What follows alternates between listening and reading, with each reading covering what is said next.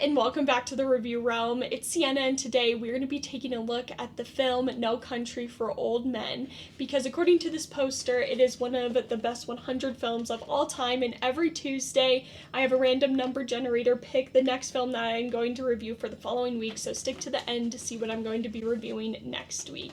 And this week, it is No Country for Old Men, but before we get to the review, don't forget to like, share, and subscribe. No Country for Old Men came out in 2007 and is based off the book with the same title that is written by Cormac McCarthy. The film ended up winning 4 Oscars for Best Picture, Best Director, Best Supporting Actor, and Best Adaptive Screenplay. No Country for Old Men follows Llewelyn, which is played by Josh Brolin, and he is out hunting one day when he stumbles upon a drug deal gone wrong. Everyone is dead, and he ends up finding this case full of money. He knows that he shouldn't, but he ends up taking the case full of money, and now is on the run because he knows that people are going to be after all this cash.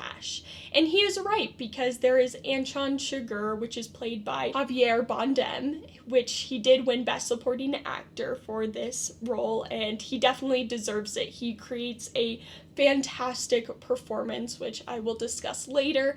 But this then creates a cat and mouse game.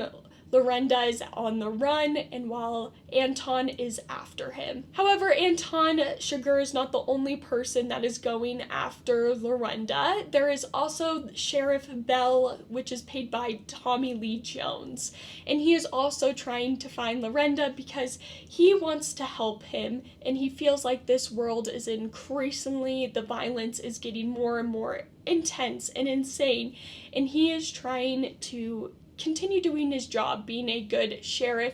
However, as this film progresses, you can definitely see the weight of this new world for Sheriff Bell, and really this film is about him. It starts with a monologue by him and it ends the exact same way. So I would really argue that this film is about Sheriff Bell and how this new world, he doesn't know how to cope with the different violence that he is seeing in this world and being a sheriff, and how he can't impose order on this world. It's just too big. It's getting more and more increasingly violent, and in a sense, you can almost feel like he's failing as a sheriff because he can't even protect or do what he has been doing for years. And at the end of the movie, you do see him retire just because he can't find order within this chaotic world. Anton Chigurh, which is played by Javier Bardem, he creates a chilling performance. He is a psychopath that is after Llewelyn, and you can just tell it from the very first second you see him. Yes, by his hair and the way he dresses, but also within his chilling performance, the way he walks. I was trying to notice if he blinks. I did not notice him blink at all throughout this whole film, and it just creates a spectacular performance. But Anton is a person that believes that fate brings you to this exact moment in your life, and it brings you to the famous flip a coin scene, where if you flip a coin and it lands on either heads or tails, whatever you pick, you either survive or you die, because he believes fate has brought you to this moment to where you can either live or you can die. And we see this coin flip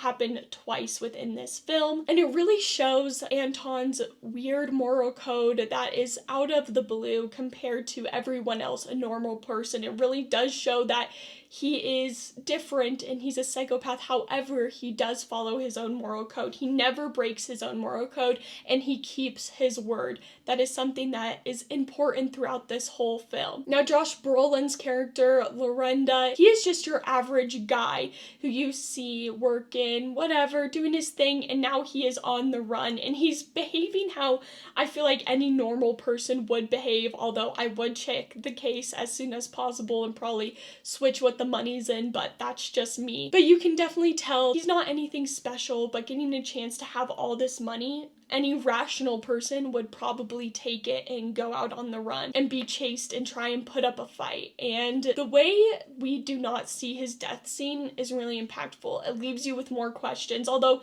we know he is not killed by Anton's character, just not seeing the death scene was really chilling and really impactful, because you're like, what happened? You were rooting for him this whole time. You thought that he was gonna beat Anton, and then he ends up getting killed, not even by Anton. And it just left a really impactful impression on me. This whole film did. This was my first time seeing this film, and I was completely shocked when I got to the end. It just left me with more questions than I had answers to. And honestly, I loved it. I think that's what makes this film, because it makes you question this chaos that we live in and how you would react and what's your moral code and what would you do if you were in this situation. And all the performances in this film were just brilliant. And you can really relate to all these characters in different ways, which I think is really impactful too. The cinematography, the way they did the scenes was absolutely beautiful. I loved every single second of this film. It had me from the get-go. I was ready for it. I really loved this film. I was completely shocked by it. And just the way it shows as humans what we would do. And something that I love about the end of this film is when we see Sheriff Bell, is that you can see that he has just stopped giving up on trying to understand this new world and increasingly violent, and know that he cannot fix it all, but instead he then looks inward, which I think is a really good deep reflection. And I would almost argue that this film is more about Sheriff Bell than it is Lorenda.